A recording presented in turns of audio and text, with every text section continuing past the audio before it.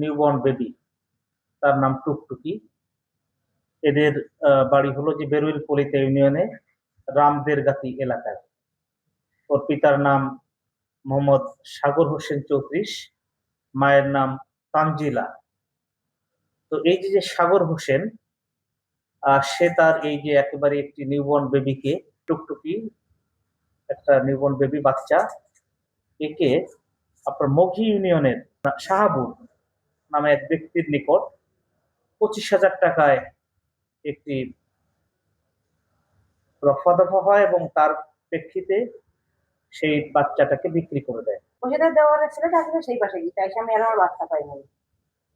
পরে সবাই বলছে আমি পুরুষরা জেন পরি দেখি ফকির নিয়ে আসছে, তারা বলছে জেনে বাচ্চা নিয়ে এসে পড়েছে।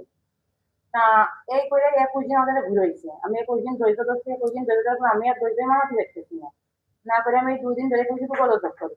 তো পয়লি বাচ্চা নিতে পারলো না, এ করলো না, আমার বুড়ি বাচ্চা কারাই যাবি নাকি ফাঁড়িতে জানাইছি, তাহলে করে পুলিশ গেছে। তারপরে ওরে নিয়ে আমার এনে ঘরে সবকিছু শুনতে, কিন্তু আমি নির্ভয়, আমি সবকিছু বলেছি, আমি সৎ, আমি কোনো দোষী না। পরে সেই সময় আমার স্বামী স্বীকার দেয়নি। পরবর্তীতে আবার ইনি দিয়ে আর আমাদের এখন আমার শ্বশুর আর আমার স্বামী ঘরে আটকাইতে পারবেন, আমরা 3 জন ঘরে, আমার ঘরে যাতে দিলেন না, সেই সময় নাকি না তারা স্বীকার করেছে। আমাদের বাচ্চা দত্তক গেছে, বাইশ ধরে বললো আজকের ঘটনায় যে বাচ্চা পাইছি আমি, বাচ্চা আমার স্বামী নিয়ে যাবে। স্বামী নিয়ে ওই যে ওনার নাম বলো ওই যে ডাক্তারের সময় ছিল কিনা, মানে এখন আমি শুনেছি আমার স্বামী ছিল, তারপরে একটা মহিলা ছিল। উনি ছিল কিনা? না, আমি ছিলাম না, সোজাই ও ছিল। আর যারা বাচ্চা দিলাম কিন্তু এরা বলেছিল, আমি এইখানে জানা পড়ে দিয়েছি। কোনো মা কোনো বাচ্চা বেচতে চায় না, মানুষের বাড়ি বাধা বেনে খাবে, তাও কোনো মা বুকি সন্তান তো আমি তার সিজার, আমার দুধের সিজার, কোনো মা দেবে না।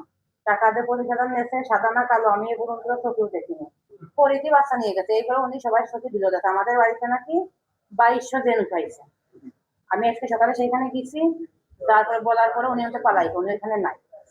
স্পেশালও ধন্যবাদ আমার বাচ্চা পাওয়ার জন্য। এর জন্য আমি আমি প্রচুর খুশি, আমার এই খুশি আমি খোয়ার জায়গা পাচ্ছি না। সে আমার বাচ্চাকে উদ্ধার করে দিয়েছে, আমি প্রচুর খুশি, তারও আমি ধন্যবাদ জানাই। সারা জীবন সে আমার তারা আমি মাথায় করে রাখতে পারি আমার মার থেকে ভাইয়ের মধ্যে। আমি কাছে ভাবি যে যদি বাচ্চাটা দিত আমি অনেক খুশি হতাম, কারণ আমার ভাই ছোট, তারা কলাম একটা বাচ্চা পায়ে আসে কোলে না, আনন্দ লাগে। আমি মাঠের তাসি ভাবি, আমার কেউ কোলেও কয় না, আমার কেউ এটা আনন্দের কথাও কয় না। এবার আমি ওইভাবে খুশি জানাই, আমার বাড়িওয়ালারও না জানে যে আমি তারা চিকিৎসা করেছি, ঠান্ডা কাশ জ্বর সবকিছু করাইছি। তো ওষুধ পাতি দিয়েছে, এখন ওষুধ খাচ্ছে মেয়েটা, এখন ওষুধ খাচ্ছে। আমি দিনে 700-800 টাকা খরচ করে আছি মায়ের পিছনে, 25,000 টাকা ওরে দেওয়া আছে। বাচ্চার মা অসুস্থ ছিল, আমি তো বাচ্চা বিক্রি করিনি, আমি বাচ্চা যে ভাইয়ের কাছে আমি দত্তক রাখছিলাম। 25,000 টাকা এই ভাই আমার দিছিল। হচ্ছে ওর মা অসুস্থ ছিল, ট্রিটমেন্টের জন্য 25,000 টাকা দিছিল। না, বাচ্চার মার বিষয়ে জানতো না। এখন এরা 2টা বাচ্চা একসাথে দুধ খায়, যেহেতু ওর মা অসুস্থ। এই আমি এগুলো চিন্তা ভাবনা করি। আর আমারও মোটামুটি কাজ কাম, মানে এদের পিছনে আমার সময় ব্যয় করা লাগে অতিরিক্ত। আর আমি কাজ করলে দেখা যাচ্ছে যে 380 টাকা 400 টাকা আমি পাই। তো আমি এগুলো চিন্তা ভাবনা করে আমি চিন্তা করলাম যে যদি বাচ্চাটা যদি ভালো পরিবেশে যদি মানুষ করা যায়, যদি ভালো যদি থাকে, এই ভাইদের কাছে আমি এই চিন্তা ভাবনা করে আমি এটা দিচ্ছি।